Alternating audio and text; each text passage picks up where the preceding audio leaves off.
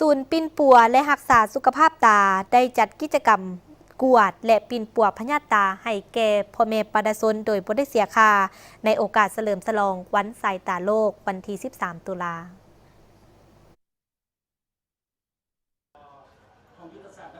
กิจกรรมในครั้งนี้ได้รับความสนใจหลายจากสังคมโดยเฉพาะแม่นผู้สูงอายุที่มีปัญหาเรื่องสายตาได้เข้ามากวดและปิ่นปัวโดยบ่เสียค่า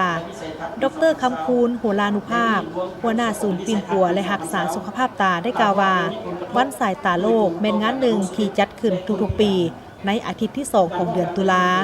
เล็งใส่ให้ทุกภาคส่วนมีส่วนร่วมในการแก้ไขปัญหาตาบอดของแต่ละประเทศในทั่วโลก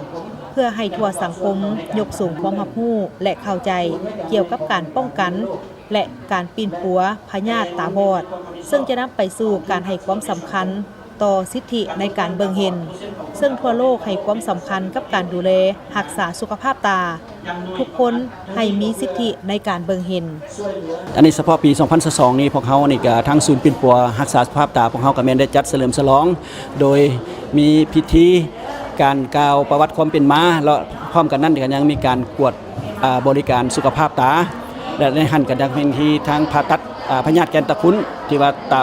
คนประชาชนที่ว่าตามัวตาบ่เห็นหุ่งจากพยาธิแกนตะคุนและนอกจากนั้นพวกเขายังมีการ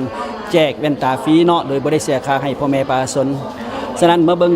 สำหรับมื้อนี้นะก็ถือว่าพ่อแม่ประชาชนก็มีหลากหลายเนาะมาจากนครหลวงและก็มีบรรดาแขวงก็สิประมาณหลายกว่าเกือบ300กว่าคนเนาะที่ได้มาบริการนำพวกเขาแห่งนี้พวกเขาก็ทั้ง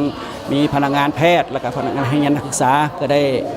เอิ้นคนเจ็บเข้ามากวดเบิ่งมติถ้าผู้ใดเป็นแกนตะคุนพวกเขาก็ได้นำเข้าของผ่าตัดและจำนวนหนึ่งก็ได้แจกแว่นตาให้พ่อแม่ประชาชนผู้ที่สูงอายุเนาะและวันดังกล่าวนี้บ่เพียงแต่ศูนย์ปิ่นปัวและรักษาสุขภาพตาของเขาและบรรดาแขวงในขอบเขตทั่วประเทศเพิ่นก็ได้จัดเฉลิมฉลองวันดังกล่าวนี้ฉะนั้นเกี่ยวกับพยาธิตาหรือว่าคนตาบอดในปัจจุบันนี้ในประเทศของพวกเฮานี้ก็ถือว่าตัวเลขตัวพานี่ก็แม่นนับมือนับหลายขึ้นเนาะโดยเฉพาะก็แม่นพยาธิแกนตะคุนต่อลงมาก็แม่นพยาธิตากระดันแล้วก็ทั้งพยาธิเบาหวานขึ้นตาและจำนวนนึงก็แม่นพยาธิตาในเด็กเนาะฉะนั้นจะได้เป็นสิ่งท้าทายให้แก่เวียกงานรักษาสุขภาพตาของพวกเขาฉะนั้นศูนย์ปิ่นปัวและรักษาสุขภาพตาก็ถือว่ายินดีต้อนรับทุกท่านเนาะมารับการบริการในศูนย์พวกเขาเนาะในหันพวกเขาก็มีแพทย์เชี่ยวชาญระดับขั้น2เนาะถึงไม่มีเชี่ยวชาญอยู่ในหันก็มีเชี่ยวชาญทางด้านประสาทพื้นตาเนาะที่ว่าเบาหวานขึ้นตาหรือว่าพยาธิตากระดันแล้วก็เชี่ยวชาญทางพยาธิแก้วตาแล้วก็เชี่ยวชาญพยาธิตาเด็กเนาะศูนย์พวกเขาก็ยินดีต้อนรับบรรดาท่านที่มากับบริการของศูนย์พวกเขาเนาะศูนย์ปิ่นปัวและรักษาสุขภาพตาได้ดำเนินและพัฒนาเวียกงานรักษาสุขภาพตาโดยมีการพัฒนาพื้นฐานโครงสร้างเครื่องมืออุปกรณ์สร้างความเข้มแข็งทางด้านวิชาการตาและเอาใจใส่ในการกวดการและปิ่นปัวพยาธิตาให้แก่พ่อแม่ประชาชนและเคลื่อนไหวนอกสถานที่เฮ็ดให้พ่อแม่ประชาชนได้รับการบริการอย่างน่าพึงพอใจสิ่งทั้งหมดเหล่านี้แม่นเป็นผลงานอันใหญ่หลวงต่อสังคมก็คือต่อประเทศชาติโดยเฉพาะต่อประชาชนผู้ที่มีปัญหาสุขภาพตาที่เข้ามารับบริการ